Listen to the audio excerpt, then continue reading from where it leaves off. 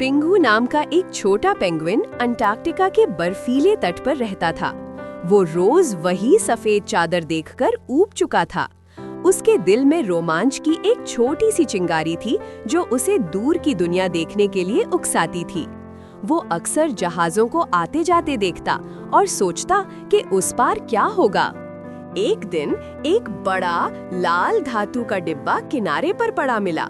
जिज्ञासावश पिंगू लड़खड़ाता हुआ उसके अंदर चला गया। अंदर अंधेरा और अजीब था। इससे पहले कि वो कुछ समझ पाता, जोर की आवाज के साथ दरवाजा बंद हो गया और सब कुछ अंधेरे में डूब गया। वो थोड़ा डर गया था। डिब्बे के अंदर पिंगू को झटके महसूस हो रहे थे। उसे नहीं पता था कि उसे एक विशाल जहाज पर लाद दिया गया है। कई दिनों तक वो अंधेरे और समुद्री लहरों की आवाज के बीच फंसा रहा। उसे अपने ठंडे घर की याद आ रही थी, लेकिन उसकी साहसिक भावना अभी भी जीवित थी। आखिरकार डिब्बा एक गर्म और उमस भरी जगह पर उतरा और उसे एक ट्रेन पर लाद दिया गया।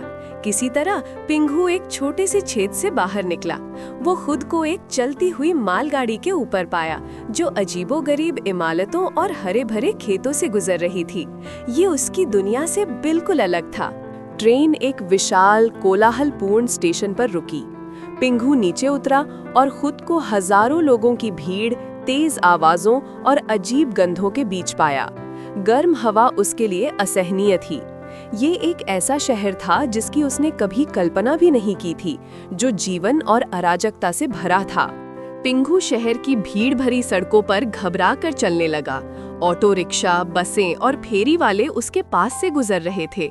लोग उसे आश्चर्य से देख रहे थे, कुछ हंस रहे थे और कुछ तस्वीरें खींच रहे थे।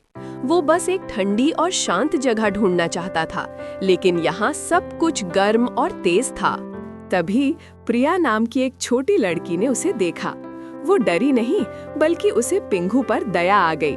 उसने अपनी कुल्फी, एक भारतीय आइसक्रीम, उसकी ओर बढ़ाई। पिंगू ने झिझकते हुए उसे चखा और उसे ठंडी मिठास बहुत पसंद आई। ये उस गर्म दिन में एक राहत की तरह था। प्रिया पिंगू को अपने घर ले गई।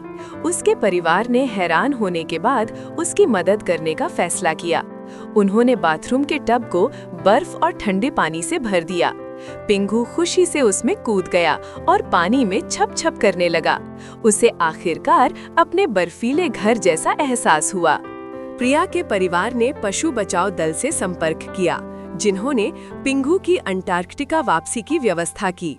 हवाई अड्डे पर प्रिया ने भारी मन से अपने नए दोस्त को अलविदा कहा। उसने पिंगू को गले लगाया और वादा किया कि वो उसे हमेशा याद रखेगी। ये एक भावुक विदाई थी। वापस अपनी बर्फीली दुनिया में पिंगू अब पहले जैसा नहीं था। वो अपनी पेंगुइन कॉलोनी को एक रंगीन, गर्म और दयालु दुनिया की कहानियां सुनाता था। वो अक्सर क्षितिज की ओर देखता, उस छोटी लड़की और अपनी अविश्वसनीय भारतीय यात्रा को याद करता। उसके दिल में एक खास जगह हमेशा भारत के लिए थी।